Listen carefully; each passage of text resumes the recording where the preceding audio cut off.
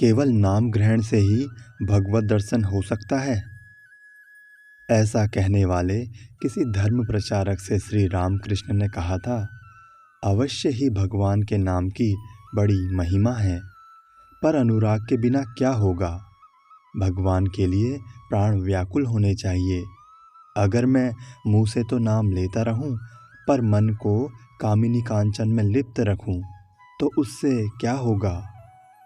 अगर बिच्छू ने काटा हो तो सिर्फ मंत्र पढ़ने से जहर नहीं उतरता, कंडा जलाकर उसका धुआं भी देना पड़ता है। नाम लेकर जीव शुद्ध अवश्य होता है, पर फिर दूसरे ही क्षण वो तरह तरह के पापों में लिप्त हो जाता है। उसके मन में इतना बल नहीं कि फिर पाप नहीं करूँगा ऐसी प्रतिज्ञा करे। गंगा स्नान से सब पाप कट जाते हैं सही, पर उससे क्या फ़ायदा। ऐसा कहते हैं कि वे पाप तट के पेड़ों पर चढ़ जाते हैं। जब मनुष्य गंगा नहाकर लौटता है तो वे पुराने पाप पेड़ पर से कूदकर फिर उसके सिर पर सवार हो जाते हैं।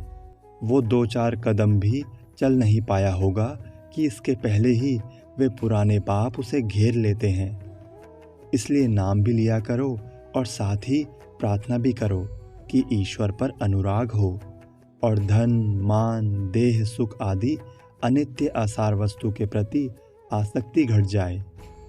जैसे रुई के पहाड़ में एक छोटी सी चिंगारी पड़ जाने पर वो देखते ही देखते जलकर खाक हो जाता है, वैसे ही भक्ति के साथ भगवान का नाम गान करने पर पर्वत समान पाप भी नष्ट हो जाता है। विषयी लोगों की पूजा जब तब सब कुछ सामयिक होता है, टिकता नहीं है। जो ईश्वर के सिवा और कुछ नहीं जानते, वे सांस सांस में उनका नाम लेते रहते हैं।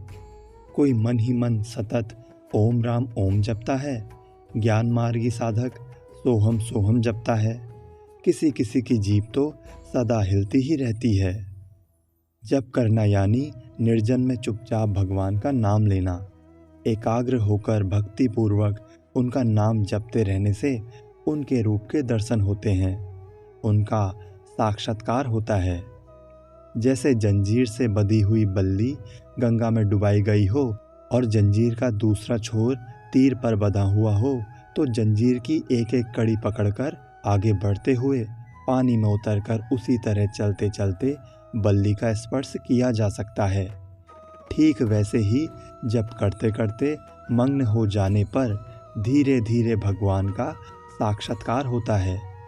श्री रामकृष्ण देव प्रायः कहा करते, सुबह शाम ताली बजाते हुए हरि नाम गाया करो।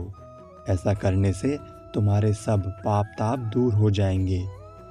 जैसे पेड़ के नीचे खड़े होकर ताली बजाने से पेड़ पर के सभी पंछी उड़ जाते हैं, वैसे ही ताली बजाते हुए हरि नाम लेने से देह रूपी वृक्ष पर से अविद्या रूपी सब चिड़ियाँ उड़ जाती हैं।